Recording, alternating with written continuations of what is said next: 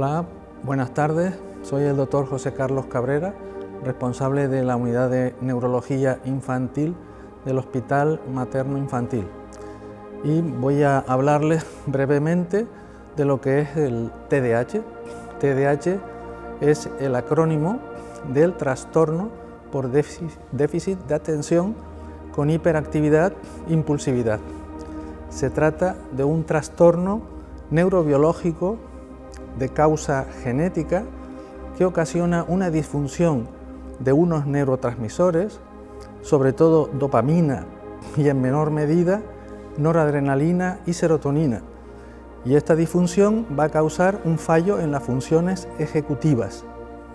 Por tanto, primera idea, el TDAH es un trastorno no es un trastorno psicológico, es un trastorno orgánico. Se trata del trastorno de conducta más frecuente que vemos en los niños.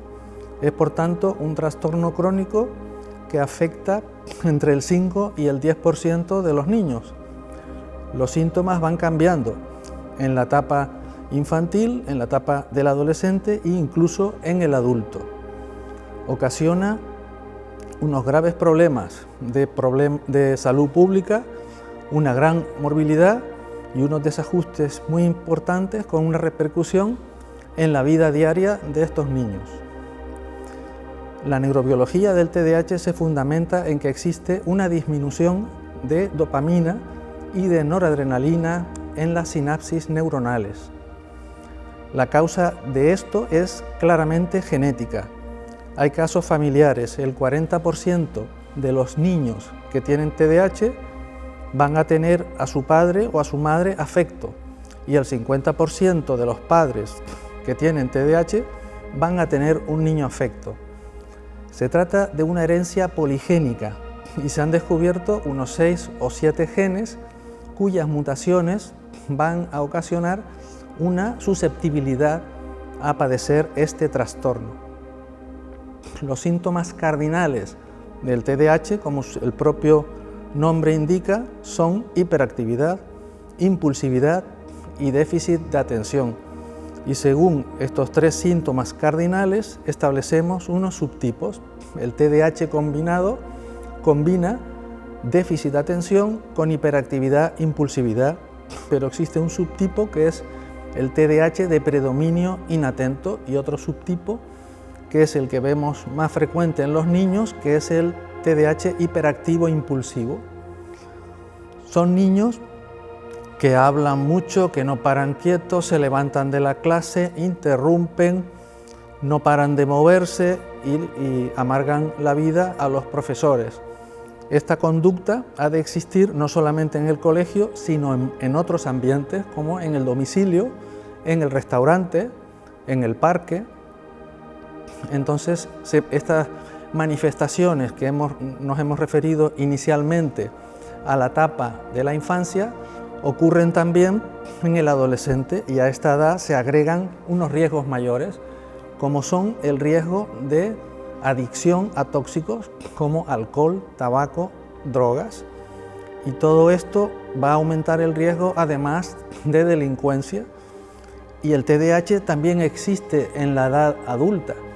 En este caso, aparte de lo anterior, en el que también tenemos que hablar de un fracaso escolar, un fracaso universitario, además en la etapa adulta se suman problemas laborales, problemas con la pareja, mayor índice de divorcios, mayor cantidad de abortos. El TDAH no se ve solo con estas alteraciones en la conducta que hemos visto, sino que asocia en un alto porcentaje un trastorno negativista desafiante. Son niños que están marcando límites, que desafían a los profesores, desafían a los padres. También asocia con frecuencia un trastorno de ansiedad, tics, pueden empeorar los tics, trastornos en el ánimo, y además muchas veces están los niños depresivos. El pronóstico de este trastorno no es muy bueno, a no ser que se aborden precozmente. Hasta el 80% de estos síntomas siguen presentes en el adolescente y hasta el 60% de estos síntomas están presentes en el adulto. El diagnóstico de esta entidad es puramente clínico, es decir, que nos basamos para su diagnóstico en la anamnesis, es decir, el interrogatorio de los padres que nos aportan cuestionarios que nosotros les hemos entregado previamente y la observación del paciente. Con estos dos elementos hacemos el diagnóstico, que en general suele ser sencillo. Existen unos criterios establecidos por el Manual Diagnóstico Estadístico de los Trastornos Mentales, elaborado por la Sociedad Americana de Psiquiatría, de los que hay diferentes versiones y en las que nosotros nos apoyamos para para clasificar los TDAHs. Existe en el primer ítem, inatención, hay 9 ítems de déficit de atención. Con que tenga 6 ya cumpliría criterios de déficit de atención. Y el otro apartado se divide en hiperactividad, que tiene 6 ítems, y la impulsividad, que tiene 3. De estos 9, si cumple 6, tendría entonces un trastorno por déficit de atención con hiperactividad e impulsividad.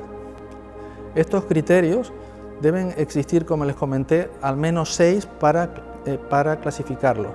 Pero este trastorno debe tener por lo menos 6 meses de evolución. No puede ser que lo tenga un mes y luego ya se quita. Esto es un trastorno crónico y además debe aparecer en la etapa infantil, antes de los 7 años. Y otra cosa muy importante, como les comentaba antes, es que debe existir este trastorno en más de un ambiente. No vale solo que se comporte de esta manera en el colegio o en el domicilio. Hace falta 2 o más ambientes para hacer el diagnóstico, que por definición ocasiona una importante repercusión a nivel social, académico u ocupacional. Existen otros cuestionarios, como el cuestionario de Conners abreviado, que entregamos a los profesores y a los padres. Yo personalmente no lo utilizo porque el diagnóstico es sencillo. Como les decía, el diagnóstico es puramente clínico. No existe un marcador biológico, no existe una prueba médica que a veces los padres no demandan para llegar al diagnóstico. La resonancia, los TACs, el electroencefalograma, el SPECT, magneto, electroencefalografía, todas estas técnicas se utilizan con fines de investigación. ¿Y por qué debemos tratar el TDAH?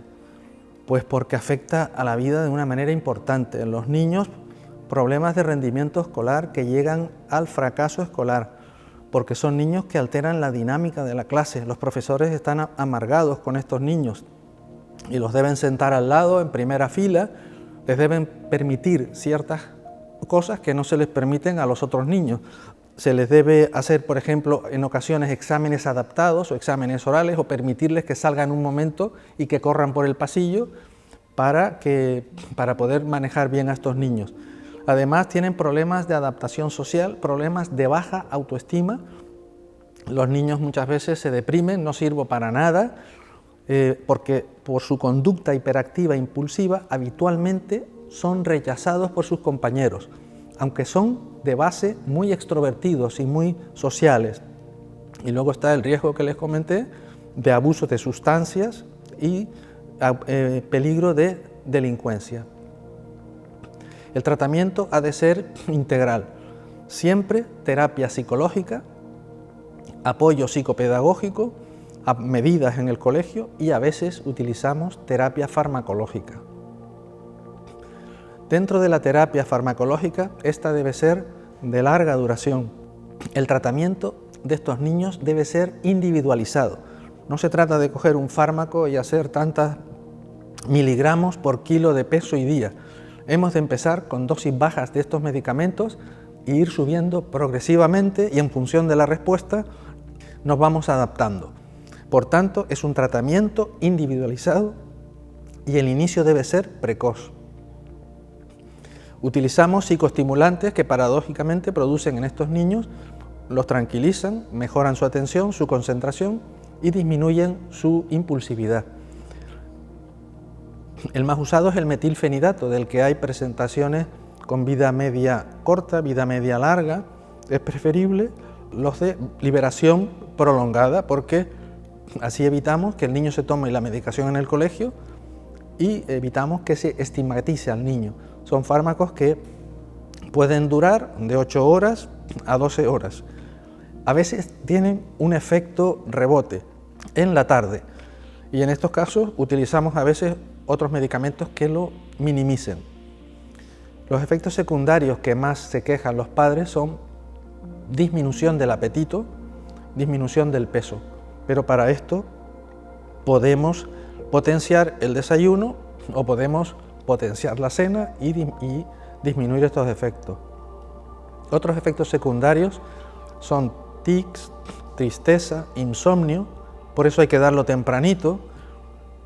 En cuanto a la reducción de la talla, es un problema realmente menor que se ve en niños que ya son bajitos. Existen otros fármacos que usamos en menor proporción, como son antidepresivos tricíclicos, los usamos muy poco, o otros fármacos que aumentan los niveles de noradrenalina en la sinapsis, como la atomoxetina o la guanfacina, que han aparecido últimamente. Luego la lisdextroanfetamina es otro derivado anfetamínico muy potente, que tiene un tamaño de efecto de 1,8 en relación al metilfenidato, que es 1,2, y que los dejamos para como segunda línea. En resumen, el TDAH es un trastorno orgánico de causa neurobiológica, no es psicológico. Ocasiona un deterioro académico, social, familiar y laboral. El diagnóstico es puramente clínico y el abordaje ha de ser precoz e individualizado y debe ser multidisciplinar, psicopedagógico, farmacológico y adoptando también medidas familiares y escolares. Muchas gracias por su atención.